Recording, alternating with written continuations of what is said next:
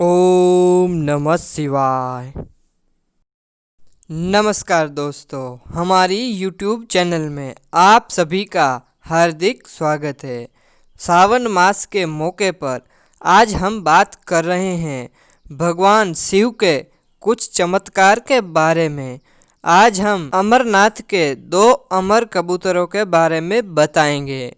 माँ पार्वती ने भगवान शिव से एक सवाल पूछा, जिसके बाद भोलेनाथ ने एक कहानी सुनाई और अमर हो गया कबूतर का जोड़ा। अमरनाथ धाम हिंदू श्रद्धालुओं के लिए बहुत महत्व रखता है। जम्मू कश्मीर की वादियों में स्थित अमरनाथ धाम जाने के लिए भगवान शिव के भक्त साल भी इंतजार करते हैं।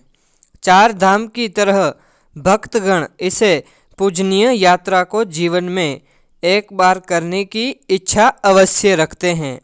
अमरनाथ यात्रा के बारे में कहा जाता है कि यहाँ भोले की मर्जी के बिना एक भक्त नहीं पहुँच पाते हैं। जिसे भगवान शिव बुलाना चाहते हैं वही उनका दर्शन कर पाते हैं।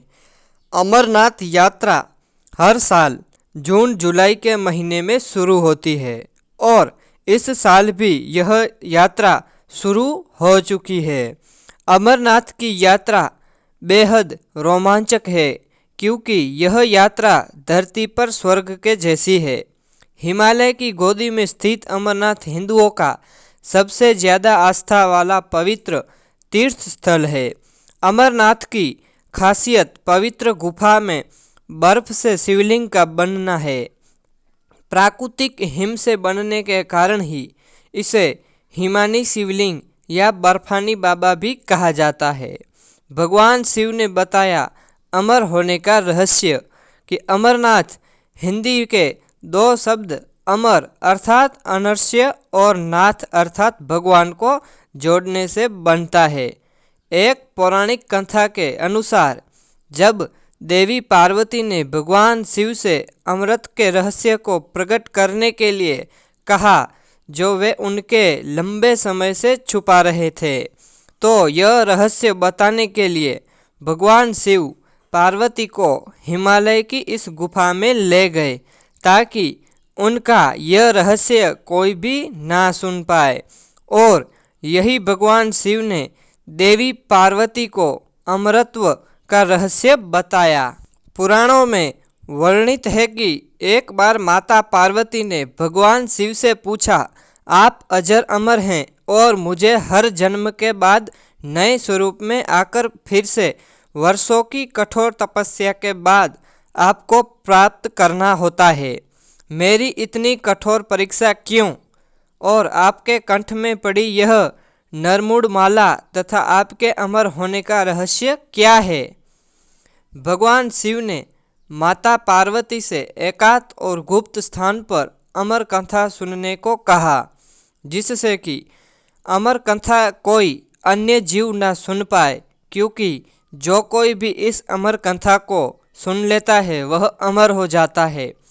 पुराणों के मुताबिक शिव ने पार्वती को इसी परम पावन अमरनाथ की गुफा में अपनी साधना की अमर कथा सुनाई थी, जिसे हम अमरत्व कहते हैं भगवान भोलेनाथ ने अपनी सवारी नंदी को पहलगाम पर छोड़ दिया।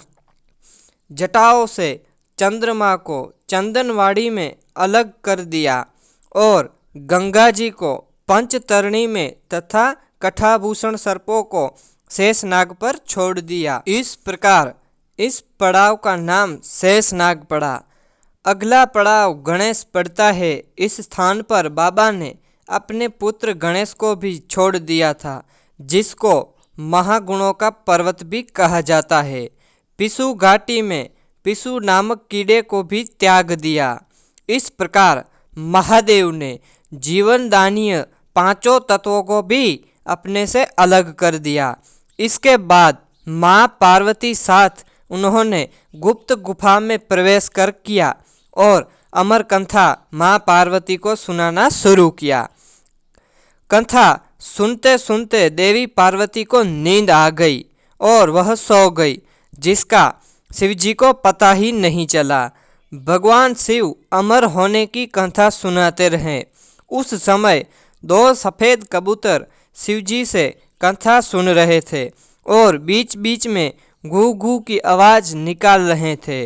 भगवान शिव को लगा कि माता पार्वती कथा सुन रही है और बीच बीच में हुकार भर कर रही है।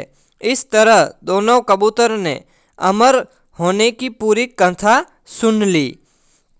कथा समाप्त होने पर भगवान शिव का ध्यान पार्वती की ओर गया, जो सो रही थी। जब महादेव की दृष्टि कबूतरों पर पड़ी तो वे क्रोधित हो गए और उन्हें मारने के लिए आगे बढ़े।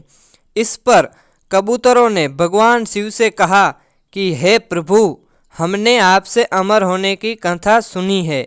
यदि आप हमें मार देंगे तो अमर होने की यह कथा झूठी हो जाएगी।